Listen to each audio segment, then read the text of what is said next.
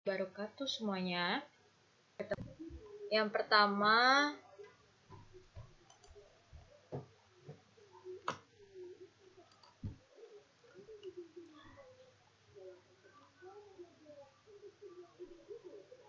administrasi personalia diperlukan untuk memperlancar fungsi divisi personalia atau human resource secara keseluruhan.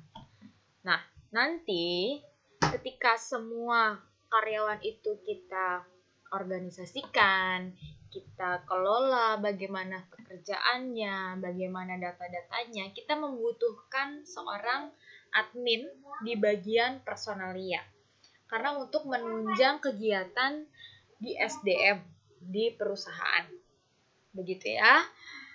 Ya, bisa dibilang HRD gitu. Ada yang bilang SDM. Nah, mereka ini punya data-data ya, terus juga semua keterkaitan dengan bagaimana kita mengelola mulai dari mereka masuk ke dalam lingkungan perusahaan sampai dengan mereka mengikuti pelatihan mungkin ya. Jadi semua itu yang menyelenggarakan administrasi personalia untuk membantu kelancaran HRD. Nah, hal ini terutama diperlukan bagi perusahaan yang sudah memiliki begitu banyak karyawan, ya, misalnya lebih dari 100 orang. Sementara staf bagian adminnya nggak sebanding dengan jumlahnya. Nah, akibatnya pekerjaan secara efisien tentunya, nggak makan waktu lama, ya. Makanya dibuatlah bagian bisa dengan admin perkantoran gitu ya, yaitu administrasi personalia.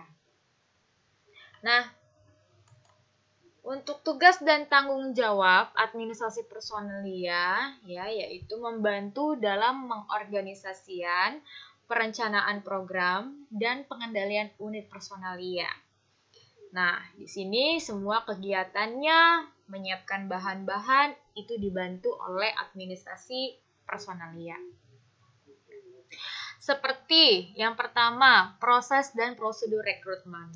Ya, mulai dari bagaimana kita mengiklankan gitu ya, mencari karyawan terbaik. Nah, setelah itu kita lakukan seleksi. Interview kah, tes ya. Nah, itu semua bagian administrasi personalia, tugasnya admin ya yang menyiapkan itu semua. Kemudian remuneration management ya, mulai dari struktur organisasinya kan seperti apa, mereka akan ditaruh di mana karyawannya, kemudian bagaimana gajinya, mungkin setiap tempat akan berbeda ya, bagaimana dengan tunjangannya nanti. Nah, kemudian apakah ada beban kerja yang lain gitu ya, mereka yang akan mengaturnya seperti lembur ya dan insentif gitu.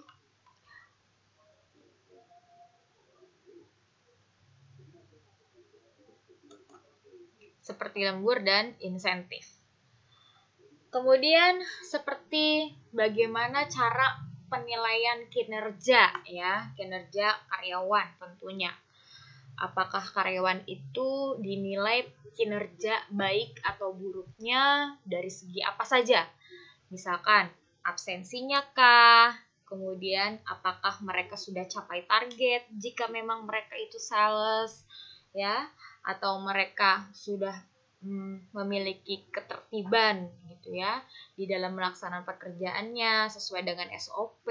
Nah, itu semua sistem penilaian kinerja. Itu adalah salah satu tanggung jawab dan juga tugas dari personalia. Kemudian perizinan tentang ketenagakerjaan. Nah, kemudian ada memutuskan nanti mana-mana saja ya, walaupun yang memutuskan itu misalkan adalah HRD, tetap tugas admin personalia harus membantu ya terkait dengan data-data, surat-surat ya untuk promosi, mutasi, demosi serta adanya PHK. Nah, kemudian bagaimana menghandle karyawan-karyawan baik itu tetap, kontrak, harian, serta mahasiswa yang mungkin sedang PKL. Kemudian yang ketujuh, perjalanan dinas ya, dalam dan luar negeri serta fasilitasnya. Jadi kalau misalkan ada karyawan atau pimpinan yang mungkin melaksanakan perjalanan dinas, seperti hotelnya disiapkan, ya dikesankan langsung, kemudian tiket pesawat, kereta api dan sebagainya semua diatur oleh bagian admin personalia khusus. Nah, kemudian untuk seperti pelatihan, ya kalau misalkan memang diperlukan pelatihan biasanya atau training untuk di awal-awal gitu ya. Biasanya kalau misalkan karyawan baru suka ada training selama 3 bulan atau 1 bulan ya, tergantung perusahaannya. Nah, itu yang menyelenggarakan juga mereka. Nah, kemudian kalau misalkan keterkaitan dengan ada yang sakit karyawannya ya, kan pasti kan ada tunjangan buat kesehatan. Nah, misalkan bekerja sama dengan sebuah asuransi. Nah, itu bagiannya ke mereka apa aja sih benefitnya, fasilitasnya seperti apa, apakah ada asuransi. Nah, hospital yang ditanggung itu hospitalnya apaan aja ya. Kemudian benefitnya itu apakah mereka mendapatkan fasilitas untuk pergi rawat jalan ke rumah sakit, rawat inap, kemudian juga untuk melahirkan apakah dapat gitu ya. Kalau misalkan ada karyawannya mungkin yang wanita, apakah dapat benefit seperti itu mereka yang ngurus dan yang mereka yang akan menjelaskan juga mensosialisasikan kepada para karyawannya. Kemudian sistem penyediaan data karyawan juga mereka yang nanti akan urus, yaitu tugas mereka. Kemudian surat-surat terkait dengan kegiatan personalia, kemudian dokumentasi ya, semua itu adalah tugas serta pelaporan ya, tentunya setiap admin akan ada pelaporannya.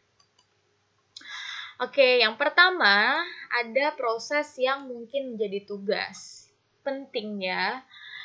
Di sini admin memiliki tugas salah satunya untuk dalam hal proses rekrutmen atau seleksi. Nah, rekrutmen di sini dikatakan adalah proses mencari, menemukan, mengajak, dan menetapkan sejumlah orang dari dalam maupun dari luar perusahaan sebagai calon tenaga kerja dengan karakteristik tertentu seperti yang telah ditetapkan dalam perencanaan SDM. Nah, kalau dikatakan memang ada rencana dari SDM untuk membuat suatu rekrutmen, ya harus memang mereka membuat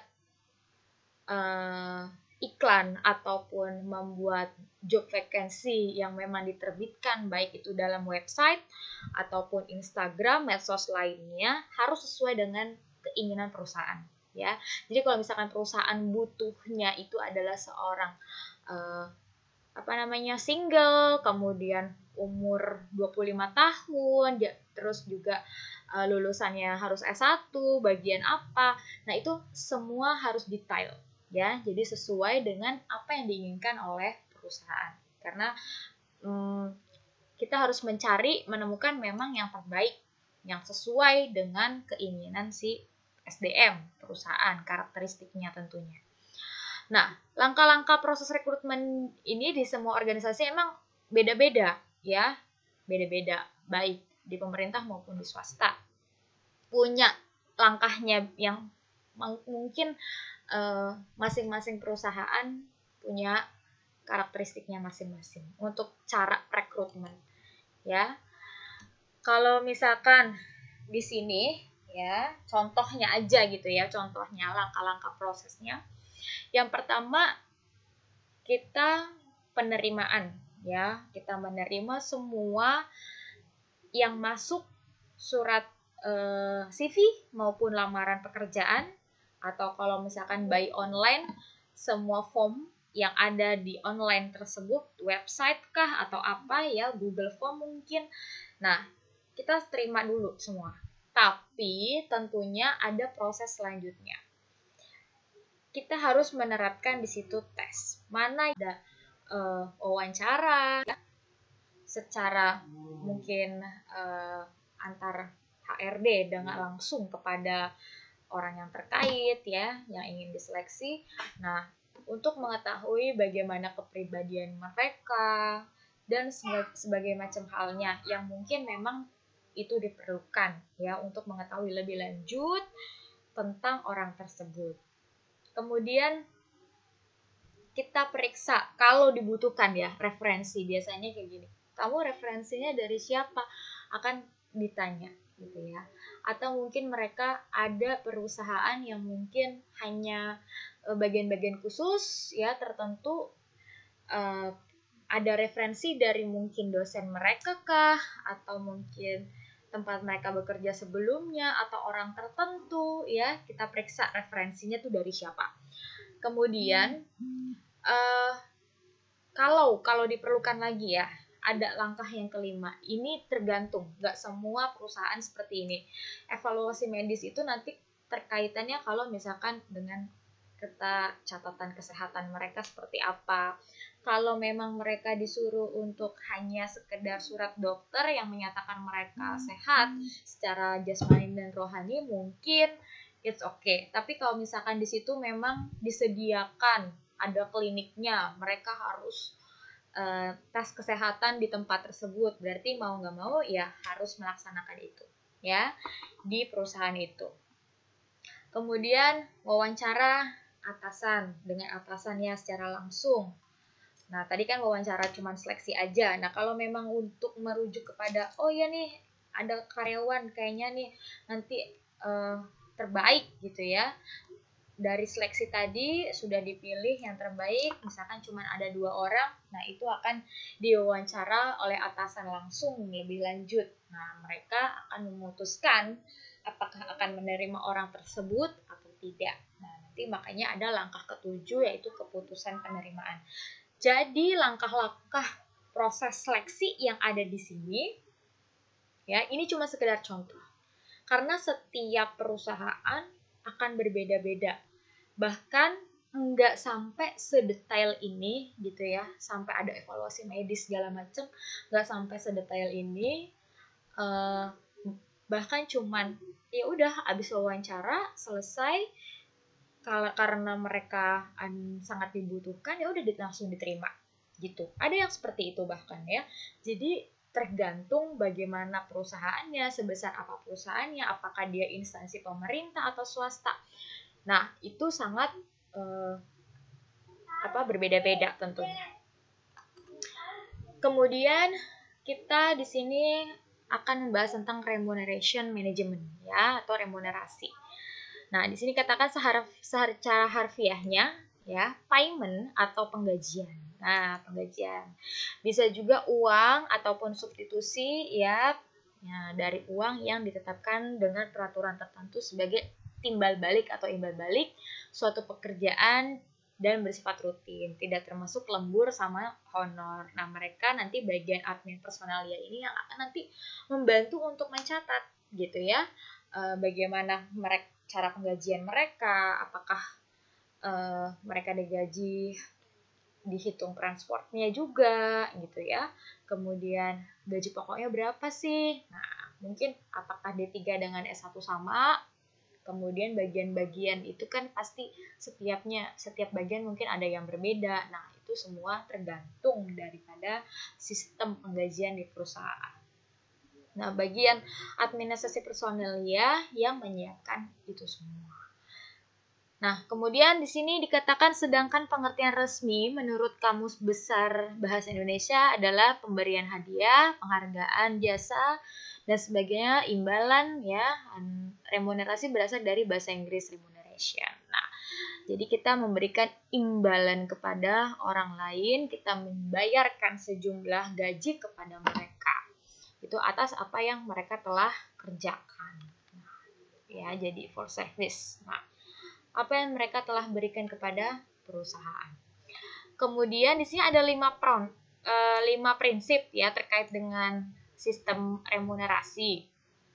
Nah, tapi apakah ini benar-benar dijalankan atau tidak oleh perusahaan itu tergantung daripada perusahaannya. Begitu ya, balik lagi, apakah adil atau tidak.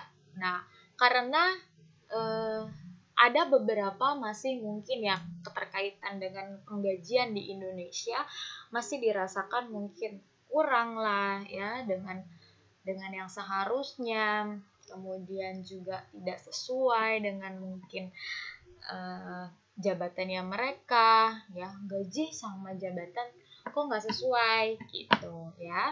Atau mungkin kalau misalkan yang di swasta ya tidak ada jaminan gitu ya, tidak seperti PNS, mungkin ada tunjangan ini itu dan sebagainya. Nah, itu yang mungkin ada yang menjalankan sesuai gitu ya dengan prinsip tersebut, prinsip ini, tapi ada juga yang mungkin perusahaan-perusahaan yang belum bisa seperti 5 prinsip ini ya. Oke, kita lihat. Yang pertama, sistem merit, yaitu penetapan penghasilan pegawai berdasarkan harga jabatan. Nah, kalau misalkan biasanya memang seperti itu ya. Setiap jabatan punya gaji yang berbeda-beda tentunya ya, ada jenjangnya. Jenjang karirnya, misalkan dia sebagai manajer akan berbeda dengan dia sebagai admin tentunya ya. Jadi ini sistem merit gitu. Nah, yang kedua adil. Adil dalam arti jabatan dengan beban tugas dan tanggung jawab pekerjaannya punya bobot yang sama, dibayar sama dengan dan pekerjaan yang menuntut pengetahuan, keterampilan, tanggung jawab lebih tinggi, misalkan dibayar lebih tinggi juga tentunya. Nah, kalau misalkan antara beban tugasnya ya dan tanggung jawabnya, tapi misalkan tidak dibayar gitu ya dengan sesuai ya, tidak sama, tidak sesuai, otomatis prinsip adil itu belum ada di dalam penggajian perusahaan tersebut ya, atau instansi itu. Jadi coba deh kamu cermati, kalau kamu yang udah bekerja mungkin ya, oh iya ya, kenapa ya saya udah S1 kok gaji saya kecil banget segini. Nah, apakah beban tugas dan tanggung jawab yang diemban ya sesuai nggak dengan apa yang dibayarkan perusahaan kepada kamu gitu. Nah, harus layak. Layak dalam arti dia bisa memenuhi kehidupan ya. Nah, bukan minimal tuh dikatakan seperti ini. Karena kalau misalkan kita kenal, biasanya layak atau tidak layaknya tergantung bagaimana kebutuhan hidup. Karena setiap kota itu pasti beda-beda. Ada yang kotanya mungkin apa-apa semua di situ serba murah ya. Kita nggak bisa bandingin misalkan Jawa Tengah dengan Jakarta tentunya. Kita nggak bisa bandingin antara kebutuhan yang ada di Papua dengan kebutuhan di kota Surabaya. Nah, itu akan berbeda tentunya. Nah, harusnya perusahaan juga akan memikirkan sampai sejauh itu juga. Apakah upah yang diberikan atau gaji yang diberikan udah bisa belum? Gitu ya, memenuhi semua kebutuhannya para karyawan-karyawannya itu. Bisa nggak ya kira-kira mereka hidup layak dengan sebagaimana mestinya, sesuai nggak ya? Nah, itu harus patut dipikirkan juga ya, karena itu kan untuk kesejahteraan mereka juga. Yang keempat, kompetitif. Di mana gaji, misalkan ini tentang PNS ya, contohnya. Di mana gaji kalau PNS setara dengan gaji para pegawai dengan kualifikasi yang sama kalau di sektor swasta, guna kayak menghindari kalau misalkan ada kesenjangan sosial lah misalkan gitu ya. Nah, misalkan kalau gaji PNS golongannya misalkan 3 yaitu 3.500.000 atau 4.500.000. Nah, harusnya gitu ya, harusnya tidak berbanding jauh dengan mereka yang mungkin S1 juga gitu ya. Dengan mungkin 3A kalau misalnya teman baru gitu ya di swasta. Nah, kalau yang swasta berarti S1 yang mungkin baru merintis karir ya, sekitar 2 tahun, 3 tahun, 3 tahun. Nah, seharusnya ada kompetitif seperti itu ya. Tetapi kadang mungkin ada di sini perbedaan karena di Indonesia ini sistemnya nggak ada penggajian yang diatur oleh negara gitu ya, yang diatur oleh negara kalau S1 itu harus gini loh, S2 itu harus gini loh, itu nggak ada seperti itu. Tapi negara cuman memberikan seperti UMR DKI segini gitu ya. Nah, mungkin kebijakan perusahaan, setiap perusahaan berbeda-beda. Nah, begitu juga perusahaan dengan negara ya, PNS sekian tapi tunjangannya gede gitu kan. Nah, tapi kalau misalkan di swasta ya udah gaji aja, ada transport, uang makan gitu kan, tapi tidak ada tunjangan seperti PNS. Nah, itu agak berbeda ya. Mungkin kalau di Indonesia ya itu tadi, penggajian itu tidak seperti di Amerika yang mungkin ada klasifikasinya berdasarkan pendidikan gitu ya. Dia pendidikannya apa, kemudian adanya di bagian mana wilayahnya, kemudian juga ada kesetaraan kalau di sana itu kalau misalkan profesinya apa, semua profesinya itu sama. Misalkan dokter ya udah gaji dokter segini gitu, range-nya segini. Tapi kalau di Indonesia nggak kayak gitu. Bahkan dosen satu di satu universitas dengan universitas lainnya tentu saja sangat berbeda. Ada yang tinggi-tinggi banget, ada yang rendah-rendah banget. Jadi itu kalau di Indonesia tidak kompetitif seperti itu ya. Kemudian untuk yang kelima, transparan. Dalam arti PNS hanya peroleh gaji dan tunjangan resmi. Kalau ini untuk PNS ya. Dan harusnya sih seperti itu, tapi ya kalau misalkan memang harusnya seperti itu, mereka yang mendapatkan uang gitu ya, di luar gaji dan tunjangan resmi, harusnya bisa mengembalikan itu kepada negara kan begitu.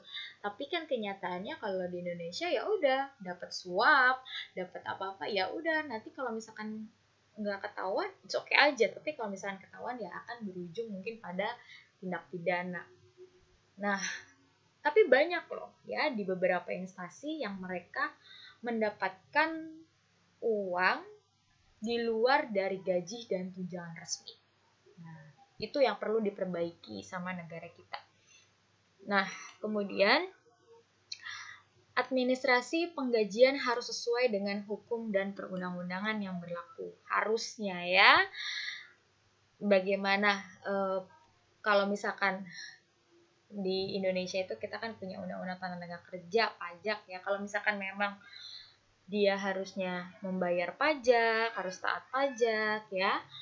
Kalau sekarang kan jam sostek udah nggak ada gitu ya, tapi ada yang namanya BPJS, tentunya akan dipotong juga dengan BPJS gitu ya. Atau sekarang mungkin ada untuk rumah atau dana pensiun. Nah, itu ada aturannya lagi tersendiri. Nah, kalau misalkan semua diterapkan seperti itu, harusnya juga ada undang-undang mengenai keseragaman gitu ya, keseragaman aturan yang seperti Ibu bilang tadi, bukan hanya seragam dalam hal UMR atau tidak UMR ya, tapi mereka yang punya pendidikan baik gitu ya, misalkan S2, S3 juga harusnya mendapatkan imbalan yang lebih besar juga dong tentunya gitu. Tapi ada beberapa yang mungkin belum mendapatkan sesuai dengan bidang pendidikannya, sesuai dengan ilmunya, sesuai dengan perjuangannya yang diperoleh. Nah, Di sini dikatakan bahwa untuk bagian HRD dituntut mampu melaksanakan proses administrasi penggajian, mulai dari pemahaman terhadap bagaimana konsepnya, proses bagaimana perhitungan gajinya, sampai dengan pembuatan laporan penggajian. Jadi nanti mereka yang bagian administrasi personalia harus bisa memberikan laporan dengan baik, dan kalau misalkan ada kesalahan, ya mereka harus bisa menerima komplain dari para karyawannya atau mungkin yang lain ya, seperti dosen-dosen atau OB gitu ya, bukan hanya sebatas staf-staf aja.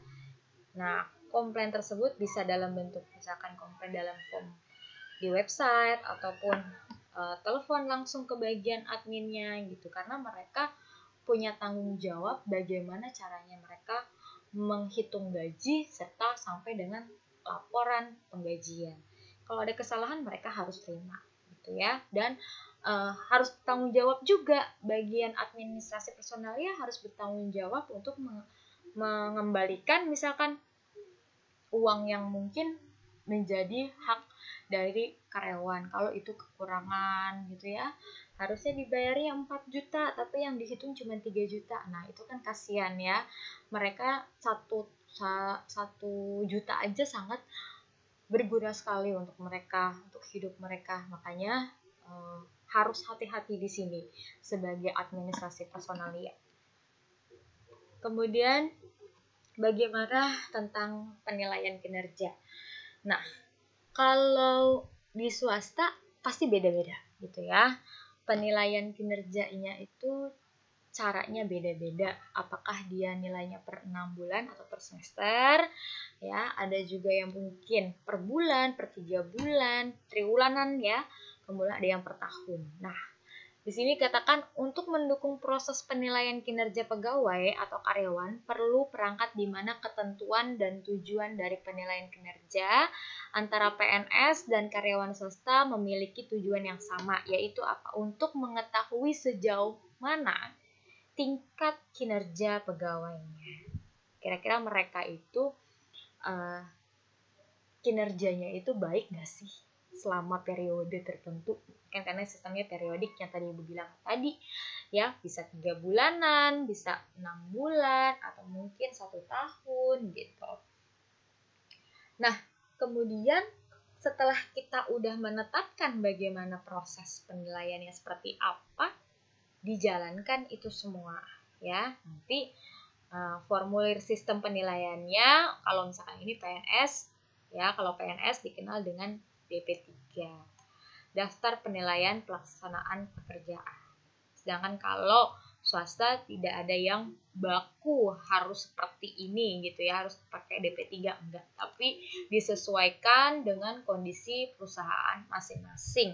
Tapi untuk swasta pasti juga ada penilaian kinerja, nggak mungkin tidak ada. Sistemnya juga sama gitu ya. Sistem penilaiannya juga sama, paling tentang bagaimana ketertiban mereka, rajin enggak masuk, absensinya seperti apa, sesuai dengan enggak dengan SOP cara bekerjanya, paling seperti itu. Perizinan ketenaga kerjaan. Semua hal-hal yang berhubungan dengan ketenaga kerjaan diatur dengan undang-undang ya. Nah, dan Kepmen, keputusan menteri gitu ya. Nah, inilah yang mengatur tentang bagaimana ketenaga kerjaan. Jadi memang sudah ada aturan baku dari pemerintah. Untuk promosi, mutasi, demosi serta PHK di sini ya. Kepala kepegawaian atau si manajernya ya, secara umum sering dihadapkan pada putusan yang akan diberikan kepada para karyawannya ya, buruhnya, pegawainya atau SDM lainnya. Nah, keputusan ini ya sering dikeluarkan misalkan seperti bentuk promosi jabatan ya, naik jabatan, mutasi. Kalau mutasi itu pindah ya, mutasi dengan jabatan yang sama tapi pindah ke cabang lain misalkan. Kalau demosi turun jabatan Ya, demosi kalau misalkan dia memang ada masalah di kantor, pernah bikin onar lah, atau pernah ada masalah dengan pimpinan atau dengan pekerjaan. Nah, itu semua namanya demosi. Tapi kalau PHK ya berarti otomatis berhenti kerja. Kalau PHK otomatis dia berhenti bekerja. Berhenti bekerja di sini dia tidak bekerja lagi di tempat atau ya dikeluarkan lah seperti itu ya. Semua itu pada umumnya didasarkan pada proses penilaian kinerjanya. Ya, dari tadi kita sudah melihat bahwa kinerja karyawan itu dinilai per periodik gitu ya. Nah, itu semua proses penilaian itu dievaluasi ya. Kalau misalkan memang kinerjanya baik, kita promosikan jabatan yang lebih tinggi.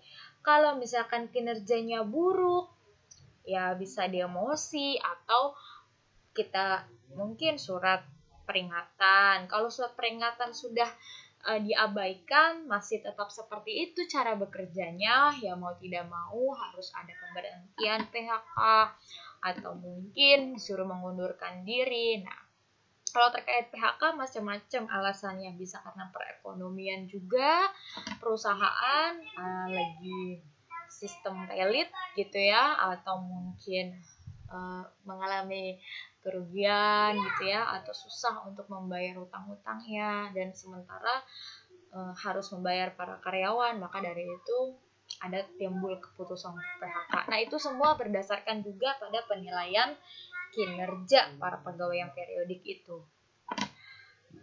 Oke.